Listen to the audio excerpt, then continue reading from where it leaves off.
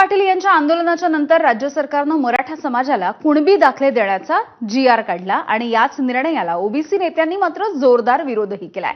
काँग्रेसचे नेते विजय वडेट्टीवार यांनी वायबी चव्हाण सेंटर इथे ओबीसी नेत्यांची एक महत्त्वाची बैठक बोलावली आहे। या बैठकीला ओबीसी समाजाचे 150 नेते उपस्थित राहणार असल्याचं कळतंय। तर दुसरीकडे ओबीसी समाजाच्या प्रलंबित मागण्यांसाठी इतर मागास व बहुजन कल्याण मंत्री अतुल सावे यांनी सुद्धा एक महत्त्वाची बैठक उद्या बोलावली आहे।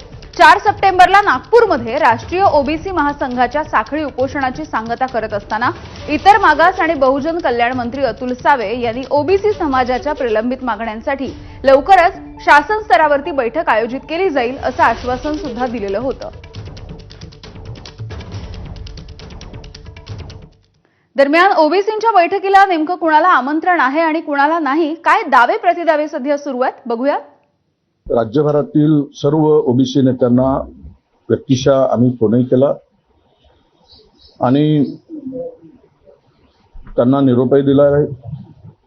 साधारणतः महाराष्ट्रातील 150 ओबीसी नेते या बैठकीला उपस्थित राहणार आहेत। तुम्हाला विजय वडेट्टीवारांनी त्या बैठकीला बोलवलंय का, आमंत्रण दिलंय का? मला निरोप आहे आणि ओबीसीच्या संदर्भातली संविधानिक भूमिका घ्यायला जे लोक पुढे येतील त्या लोकांचं मार्गदर्शन घ्यायला आम्हाला कुठलीही अडचण नाही आणि ओबीसीच्या प्रश्नावर बोलणाऱ्या माणसांचं स्वागत आहे। या पत्रामध्ये फक्त तायवाड्यांच्या संघटनेच्या पदाधिकाऱ्यांना बोलवलेलं आहे, आम्हाला कुणालाही त्याचं आमंत्रण नाही। असं वेगवेगळं भेटणं, वेगवेगळं मागणं मांडणं, वेगवेगळं हे करणं हे ओबीसी चळवळीला जे आहे ते नक्कीच मारक ठरेल। आणि सर्वांनी मिळून माझी पुन्हा एकदा विनंती सगळ्या नेत्यांना आहे की आपण एकत्रितपणे जी काय भूमिका असेल ती घेणं ओबीसी चळवळीसाठी, ओबीसी समाजासाठी। जर आपण एकत्रितपणे घेतलं तर गावगाड्यातल्या ओबीसींना न्याय मिळेल।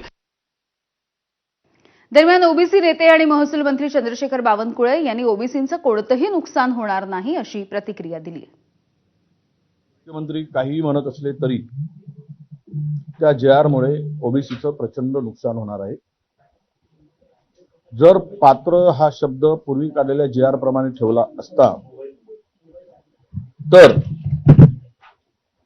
तर आपण म्हणू शकलो असतो की ज्यांच्या कुणबी नोंदी सापडल्या आहेत त्यांचा विरोध आम्हाला अजिबात नाही। मी कालही सांगितलं वडेट्टीवारना, जरा बबनराव तायवाडे काय बोलतात एकदा त्यांचं प्रशिक्षण वडेट्टीवारनी घेतलं पाहिजे किंवा एकदा वडेट्टीवारजींनी हे सांगितलं पाहिजे, हे वडेट्टीवारनी सांगितलं पाहिजे की कुठल्या शब्दाने कुठल्या वाक्याने ओबीसीवर अन्याय होतो आहे